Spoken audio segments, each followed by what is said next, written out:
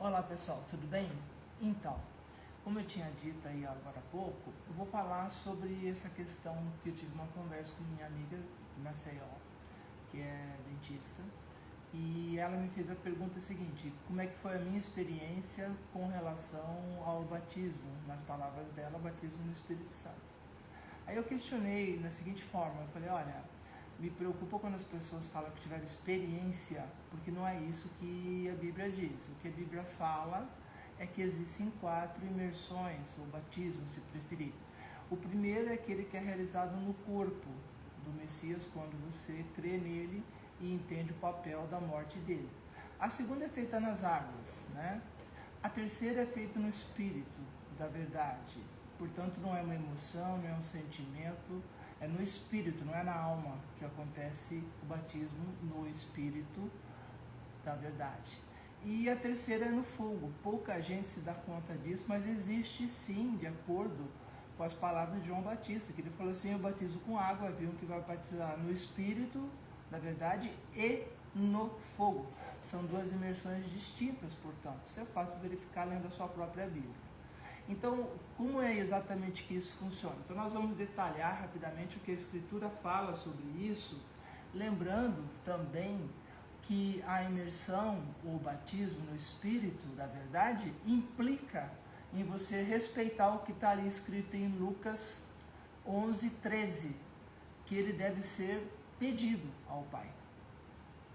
Peça ao Pai e ele vos dará o Espírito da verdade. São essas as palavras que estão ali escritas. Portanto, não é algo automático, muito menos emocional, ou algo que não seja produto de uma fé perfeita e legítima. Isso precisa ficar bem claro, porque o que eu mais vejo hoje em dia, acontece muito, são pessoas partindo para a ideia de que, né, é uma experiência. Não existe experiência. O que existe é a Escritura afirmando como isso ocorre. E é isso que nós vamos verificar. Quando nós lemos em Atos 2, por exemplo, ali tem uma característica toda especial de como isso aconteceu. Houve um som forte, tremendo, pelo texto se conclui se conclui que estavam reunidos ali numa sala, possivelmente onde houve a última ceia, e também havia mulheres lá, Maria e outras mulheres estavam lá reunidas. Então, esse grupo que recebeu a orientação do Messias, lembrando, Messias judeu circuncidado no 8º dia, que falava hebraico, ensinou em hebraico, e os seus discípulos também, idem, todos galileus, por isso falando hebraico.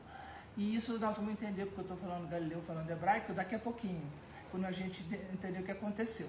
Então, assim, houve um vento, um estrondo, uma série de, representativamente falando, línguas de fogo sobre a cabeça de cada um deles, e esse foi o batismo no Espírito. Esse é o batismo bíblico no Espírito. Não é uma experiência, são fatos que a Escritura narra. Então, assim, existe essa questão também que envolve o batismo no Espírito e no fogo. Confira na sua Bíblia, por favor, tá? Então, nesse contexto que estavam ali, esse barulho gerou um barulho estrondo, que as pessoas se assustaram, e todos os moradores da região foram ali próximo para ver o que estava acontecendo. E quando isso eles perceberam, obviamente, houve esse contato com essa primeira massa, não confundir com os 120 da Assembleia, que está lá para frente no livro de Atos, não em Atos 2, aonde ficou evidente que eles falando em espírito, literalmente falando hebraico, eles se dirigiram a todos que estavam ali. Aí a surpresa dos que estavam ali é que mesmo eles sendo galileus e falando hebraico, todos entendiam no seu próprio idioma. Então entenda isso. É do hebraico, falando em hebraico, os outros entendem no seu próprio idioma.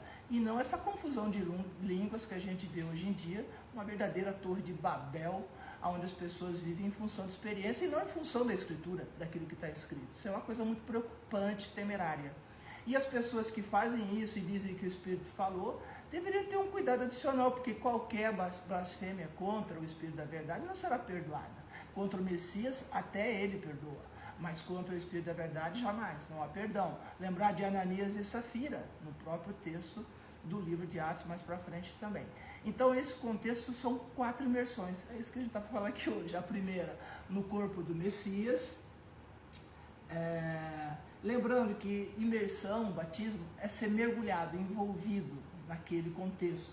Então, nós temos essas 4 imersões que nós somos mergulhados. Então, assim, a imersão na morte do Messias, onde morre o pecado, porque o Messias matou o pecado na sua própria carne. A segunda é a imersão no corpo do Messias, né? Que você, por meio da fé, você se torna membro do corpo dele para toda a eternidade. E a partir daí nós temos também a questão que envolve a imersão nas águas, onde o homem velho morreu no Messias, é sepultado e nasce uma nova criatura, semelhança da ressurreição do Messias.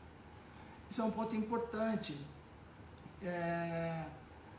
Aí vem a imersão no Espírito da verdade, né? Que envolve recebermos a lei escrita nos nossos corações, que significa valores espirituais, poder, consolo, conhecimento, entendimento, sabedoria, direção e vida. E a partir dessa questão, desse fato, aí vem a imersão no fogo. Essa imersão no fogo, nós somos purificados de tudo aquilo que não deve mais fazer parte das nossas vidas. Entendendo? Fogo, da mesma forma que você purifica a prata no fogo, tirando tudo aquilo que não é prata e deixando 100% prata pura. Um exemplo, tá?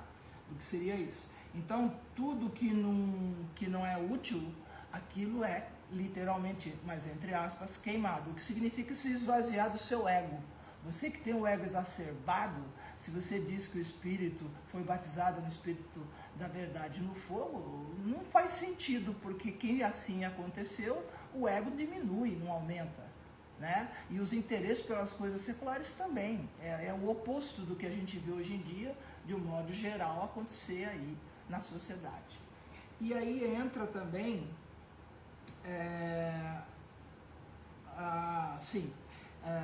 essas imersões, nessa sequência apresentada, são de fato o caminho de nossas vidas espirituais, desde a condição mais imunda até a condição mais pura. Vamos usar esses termos que a própria Escritura pode falar e se refere. Alguns passos não dependem de nós, mas eu digo às pessoas que creem, né, que são cristãs, mas outros passos sim. E compreender o que depende de você, esse é o seu compromisso.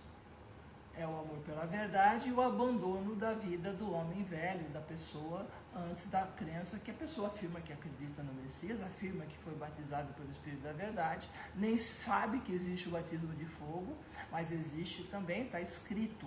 O próprio João Batista afirmou isso claramente, que ele viria outro depois dele que batizaria no Espírito e no fogo. E no fogo, presta atenção. Então, assim, para você que acha que já está aí pleno e resolvido, ou pleno e resolvido, é hora de repensar de acordo com a Escritura, não de acordo com a opinião de quem quer que seja, sejam essas pessoas quais forem. O que vale e o que prevalecerá é o texto escritural. Simples assim, como sempre, muito simples, né? Então é isso, pessoal, essa aí é a nossa conversa de hoje, e a minha amiga que certamente está me assistindo lá de Maceió, acredite que agora eu respondi a sua pergunta. Não se trata de uma experiência, não é um sentimento, não é uma emoção, porque sentimentos e emoções são coisas da alma, não do espírito. E a alma, quando eu me refiro à alma, também me refiro ao ego. Então, assim, é preciso separar, diferenciar, esclarecer, discernir, compreender e ter a sabedoria necessária para ler e examinar nas Escrituras tudo isso que eu estou dizendo agora. Está tudo lá. É só conferir. Beijo grande. Sempre é bom falar com vocês. Até mais. Tchau.